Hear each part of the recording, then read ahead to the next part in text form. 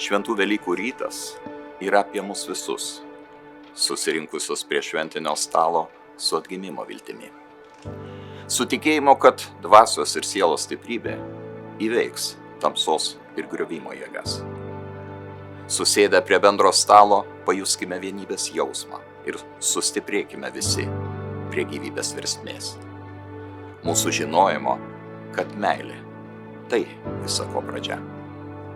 Žinojimo, kad tiesa, kūryba ir prasmė visada nugalės. Mes atgimsime su nauja jėga, naujų džiaugsmu, naujų įkvėpimu auginti Lietuvą. Vienybės, ramybės ir stiprybės, mielieji. Linksmų šventų Velykų mūsų mažiesiems.